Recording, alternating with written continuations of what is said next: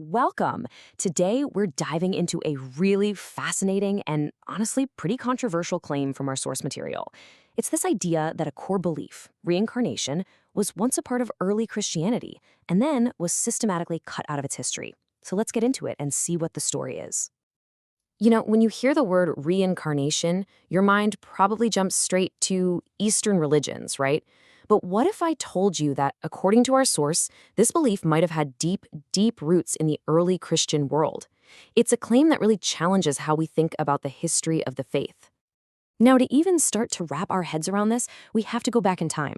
We need to look at the world Christianity was actually born into. It didn't just appear in a vacuum, no. It was this incredible melting pot of powerful ideas about life, death, and, what happens next. At that time, there were really two big ideas dominating the spiritual landscape. You had the Greek Platonists, who believed the soul had to be purified by living through multiple lives to get back to its pure original state.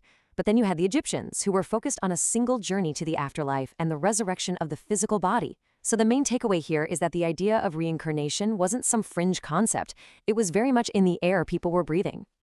Okay, so let's get to the heart of the matter, the central argument from our source material, and that is, reincarnation wasn't just a belief system next door, but was actually accepted by many of the early Christians themselves. And here's the really crucial point our source makes.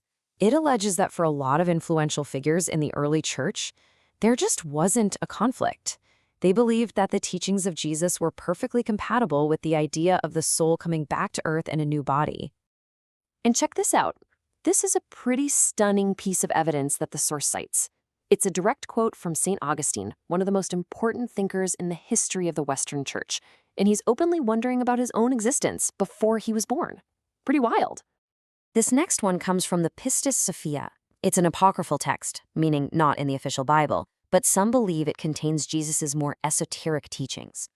The source points to this as a crystal clear description of a karmic cycle, where a soul gets sent back into the world based on the sins of its past life. And apparently, it wasn't just a few random quotes. The story our source lays out includes other huge thinkers like Origen and St. Jerome.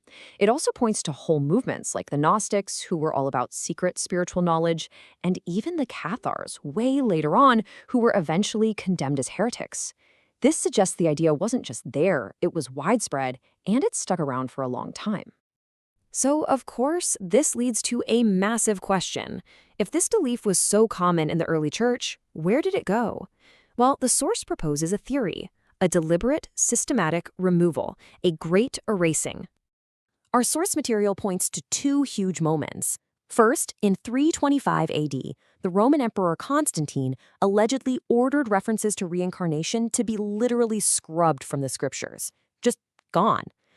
Then you fast forward over 200 years to 553 AD, and the Second Council of Constantinople makes it official. They formally declare the whole idea a heresy. End of story. Which then begs the obvious question, why? Why would you go to all that trouble to erase a doctrine if it was so widely accepted? What was the motive? The motive, as suggested by the source, really boils down to one word: power.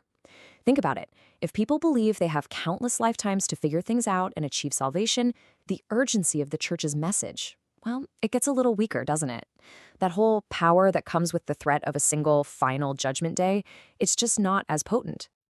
But the story doesn't end there. The final part of this claim is that even with this supposed removal, echoes of the original doctrine are still there, kind of hidden in plain sight, right inside the Bible itself. So, the argument goes that the people who originally wrote these texts believed in concepts like karma and reincarnation, and little traces of that worldview are still embedded in the words, just waiting for people who know what to look for. Let's look at this famous question put to Jesus. For the man himself to have sinned, to cause his own blindness, he would have had to exist and sin before he was born. The source points to this as a direct implication of pre-existence. There's really no other way to read that part of the question. And then you have this absolute classic verse, which our source interprets as a straight-up reference to the law of karma. A man reaps what he sows.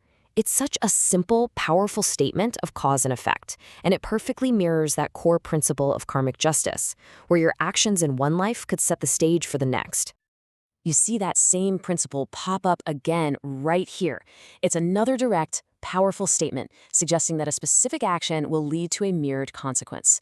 This is a fundamental idea in any karmic belief system, that the nature of what you do determines your future. And finally, this verse from Revelation. The source presents this not just as some vague prophecy, but as a description of an inescapable karmic law. The idea that the fate you inflict on other people will one day become your own. So, what do we make of all this? Is this a genuine lost doctrine? A piece of history that was deliberately erased for political power, with its echoes still faintly audible in the scriptures? Or is it just a case of modern authors looking back and reinterpreting ancient texts through a totally different lens? Well, that's the big question this explainer leaves us with.